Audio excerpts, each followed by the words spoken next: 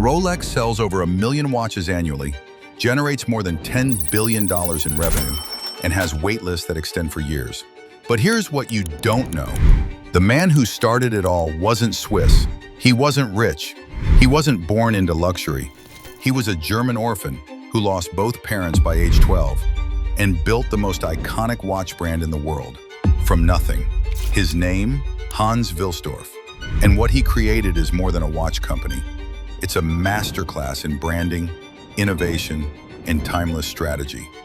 So how did an orphan without a fortune build a luxury empire that refuses to go public, limits production, controls distribution, and still sets the standard for the entire industry? Let's find out. From orphan to visionary.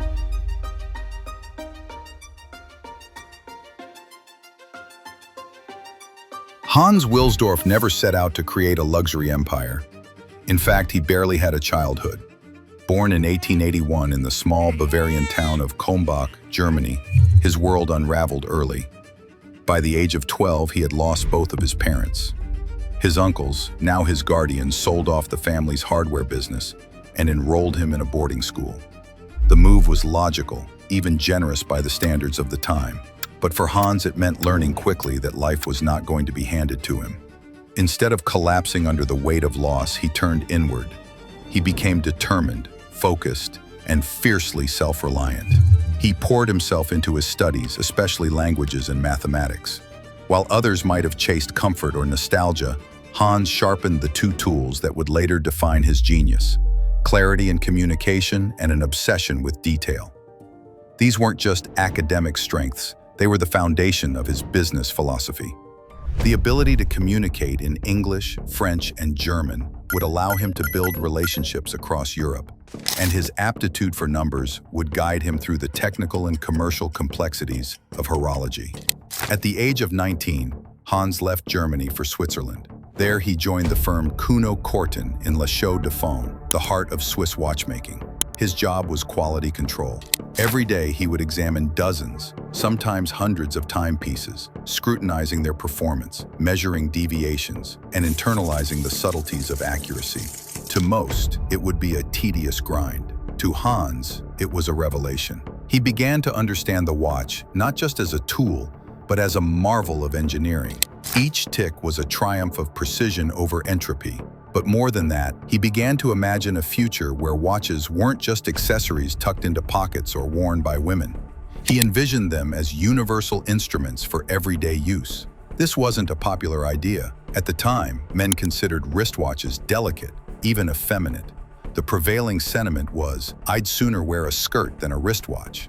But Hans was not going to give up. In 1903, he moved again, this time to London, the commercial capital of the British Empire. By 1905, he co-founded Wilsdorf and Davis with his brother-in-law, Alfred Davis. They weren't making watches yet, they were assembling them. The pair imported precise Swiss movements from a firm in Bienne and cased them in high-quality English or Denison casings. The watches were sold under third-party brands, with Wilsdorf quietly testing both the product and the market. Even then, Hans was fixated on one core idea: precision. At a time when most wristwatches were novelty items, he pursued chronometric excellence. And not just in the lab. He wanted real-world accuracy and durability. His obsession was extended to aesthetics, ergonomics, and most importantly, branding. In his own words, pocket watches will almost completely disappear. Wristwatches will replace them indefinitely.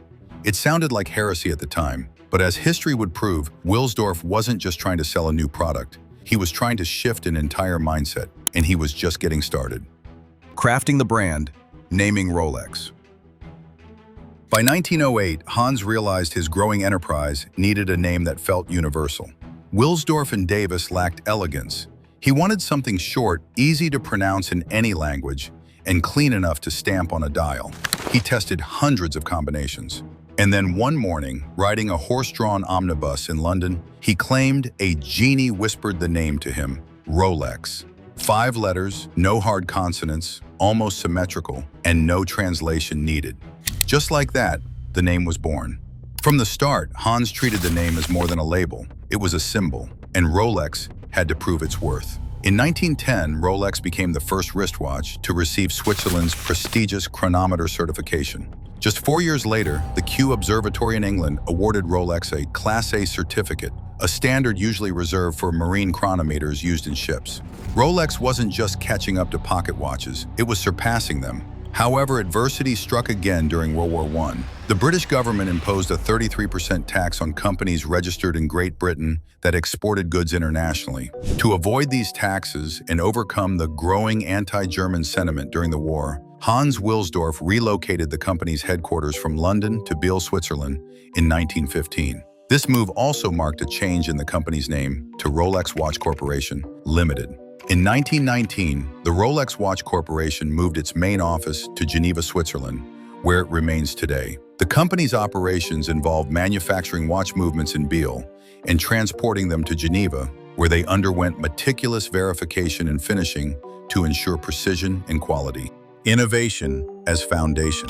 At that time, however, even with certification, many people still distrusted wristwatches. They seemed too fragile for real life. Wilsdorf knew he needed durability. In 1926, Rolex launched a watch that changed everything, the Oyster.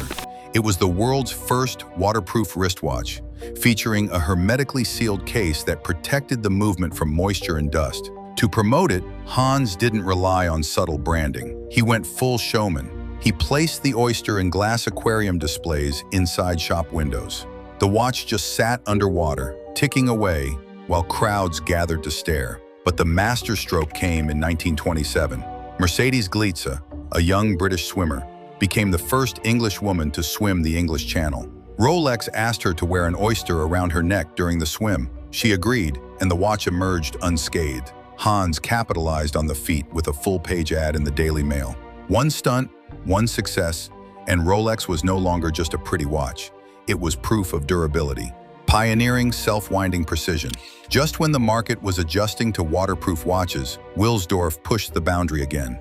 In 1931, Rolex patented the perpetual rotor, the first self-winding wristwatch movement, powered by the motion of the wearer's arm. This innovation solved two problems at once: no more winding the watch manually, and no more risk of damaging the crown with frequent adjustments. The self-winding mechanism paired perfectly with the waterproof Oyster case. Together, they formed the Oyster Perpetual, a foundation for nearly every Rolex model that followed. Wilsdorf used every technical advance as a reason to elevate the brand. Rolex began associating itself not just with accuracy, but with performance under pressure. Strategic independence. In 1944, Wilsdorf suffered a personal blow. His wife, Florence, passed away. They had no children. With no heirs to run his empire and a deep fear that Rolex would fall into the wrong hands, Wilsdorf made a radical decision. In 1945, he transferred 100% of his ownership in Rolex to the Hans Wilsdorf Foundation, a charitable entity. To this day, Rolex is privately owned by this foundation. That move locked in Rolex's independence.